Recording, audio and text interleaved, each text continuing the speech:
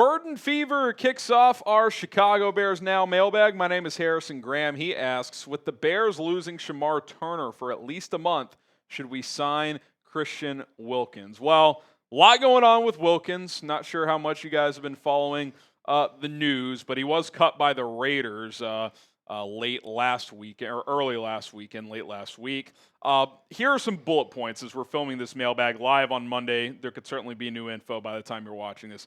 Number one, it's pretty obvious he is not currently healthy. Now, I think the debate between him and the Raiders medical staff is how severe is the foot injury, because the Raiders were pushing for him to get a surgery that they felt he needed. He refused to do so, and eventually they cut him. And then since then, some more rumors have been flying around of potential behavioral stuff, things in the locker room. Adam Schefter reported that he playfully kissed a teammate on the top of his head, and that was not received well. And then Pro Football Talk said that is not the story he has heard. So is there some kind of scandal going on? I don't know. I'm not going to speculate on that. Obviously, Christian Wilkins is a very good player. That's why he signed for a bunch of money with the Raiders a couple of off seasons ago. And yeah, Shemar Turner's out, but I think the Bears are okay at defensive tackle right now. Like if you sign Christian Wilkins, let's say he's fully ready to go.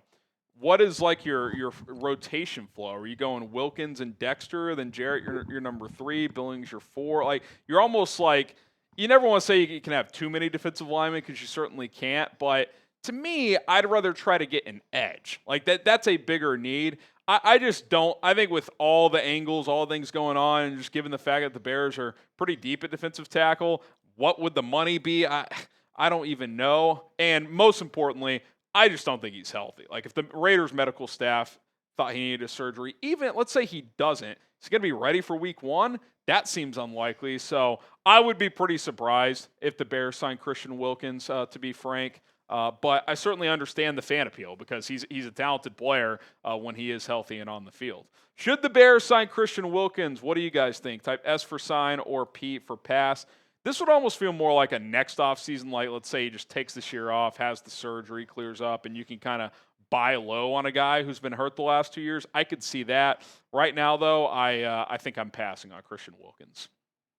All right, let's fly through some super chats. Appreciate the 10 from Ben. He says, hey, Harrison, thoughts on summary, quick recap videos of recent Bears seasons to set up the Caleb Ben era. Wish I could watch all of your videos, but family and work keep me busy. Keep doing your thing.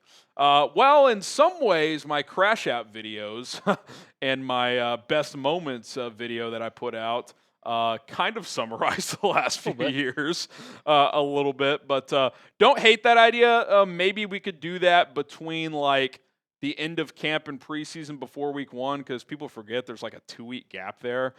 So there could be a little bit of downtime there, but we'll see. Right now there's a lot going on with training camp and everything, updates every day. So don't hate the idea, and definitely appreciate the super chat. Johnny, glad to hear the O-line had a good day. From what I've heard, all of the starting offensive linemen won their one-on-ones. Yeah, I mean, look, this offensive line on paper should be pretty good. I also think that this defensive line, especially the edge group, might leave a lot to be desired. I think Montez Sweat will at least be better than last year. Will he be dominant? That might be a stretch. Dio Dengbo was getting stonewalled, it sounded like. I just think the O-line, which is weird to say, is better than the D-line. So that's I think the offensive line is going to be pretty good. Are they going to be top 5 unit in the league? Let's, got to see it to believe it, but I am cautiously optimistic there. All right, Bears fans, we got coverage all year long. We cover the latest news, rumors, daily training camp updates, injury news as well. We take your questions, trade rumors that are out there. We cover it all. Subscribe to the channel. It's free. Rome season, #Bears. Could we bring back Cordarrelle Patterson after the Steelers cut him? So the Steelers did cut him, former Bear, on Monday. He actually had a funny tweet about it. Said, alert, Pittsburgh cut washed up Cordarrelle Patterson, which is himself, obviously. I was actually curious. I was like, what did he do last year? Just did not have a lot of opportunities, right? He averaged 4.2 yards per carry, but only had 32 carries, had 12 catches. Still a good kick returner. I like Cordarrelle. In fact, I love him as a personality and as a guy, and I think he can still be a relatively decent role player. but where does he fit on this team? Like, he's not a natural running back, so I mean, is he better than Roschon Johnson or Kyle Monangai there? Probably not. Could he be like your fourth back? You cut Travis Homer, keep him for special teams value, kick returner, throw him the ball occasionally. I guess you could do that, but he is like 33 now. I just don't think he adds that much, to be completely honest. He doesn't return punts. He's only a kick returner on special teams. That has its limitations as well. I think a running back injury would have to occur. Like if Roschon went down, I'd be much more open to this idea because it gives you another body in there that can compete. But I think as much as I'd be open to upgrading at running back behind DeAndre Swift, I don't think Cordarrelle is that. I think Roschon and Monangai are actually probably better than him at this point in time. Would you guys bring back Cordarrelle Patterson?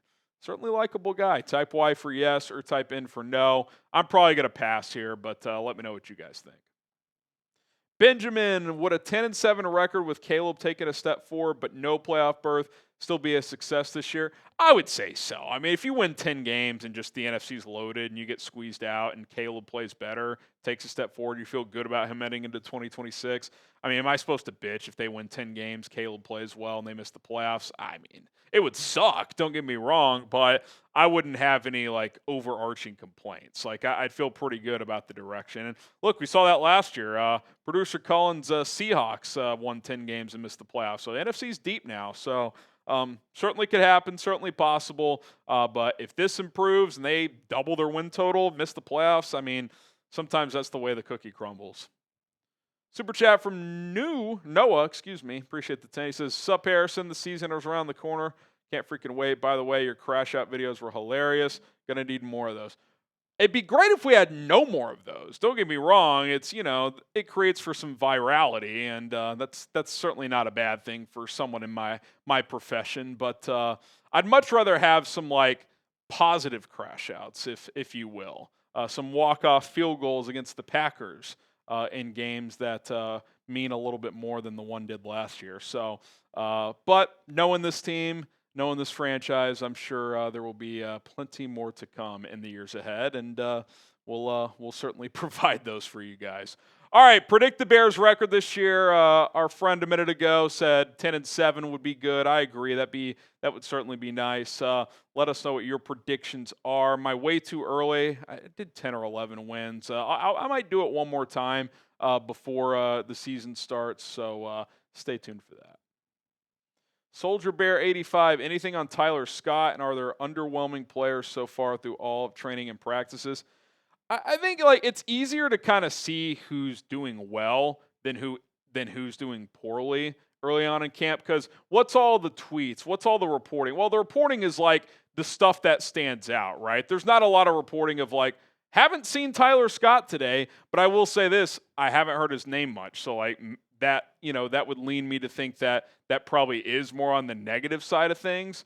Haven't heard a ton of Devin Duvernay either. I know he had one catch in a 2-minute drill a couple days ago, a big play from Caleb on a scramble drill. So that's a positive for him. He's probably the guy to beat in the punt return competition. But quite frankly, we've heard more from J.P. Richardson than we have from Tyler Scott. So time will tell. I liked Tyler coming out. I thought he had moments as a rookie, but he didn't play hardly at all last year. So he's one of those guys where the clock's ticking. He's got to prove his value if he's going to make the 53. Skeptor 211, do you think Ozzie or Braxton Jones, whoever doesn't win that battle, becomes a sixth lineman if Ben calls in extra protection or maybe even a trick play?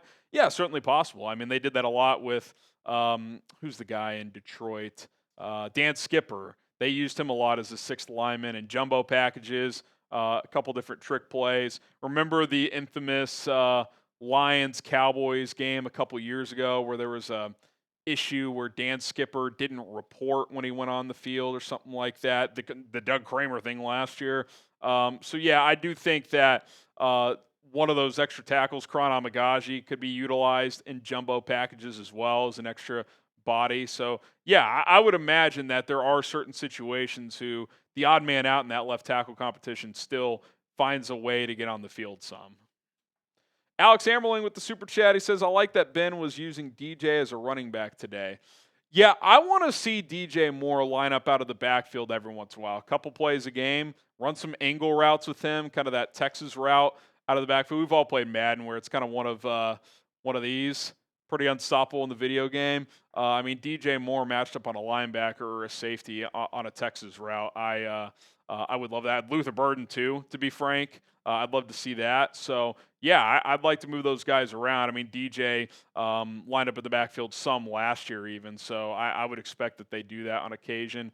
We all saw the clip of the kind of half-speed trick play that they seem to be trying to install today, where they tossed it to DJ, who threw it back to Caleb, and then downfield to Zacchaeus. So, they could be expanding what they're doing in week 2 of training camp. But yeah, I've always liked the idea of throwing twitchy receivers into the backfield on obvious passing downs and just give the defense another mismatch. I mean, imagine DJ at running back or Luther, either or, Colston Loveland at tight end, and then Rome and Zacchaeus on the outside. I mean, that's a lot of different things you have to account for on an individual play. All right, appreciate all of your questions. If you have any more, find me on social media. DMs are open at HGramNFL on Instagram and on Twitter. Happy to answer those questions over there. Again, these mailbags are live every Monday and Thursday for you guys, and that's when you can get your questions answered on the show. Bear down.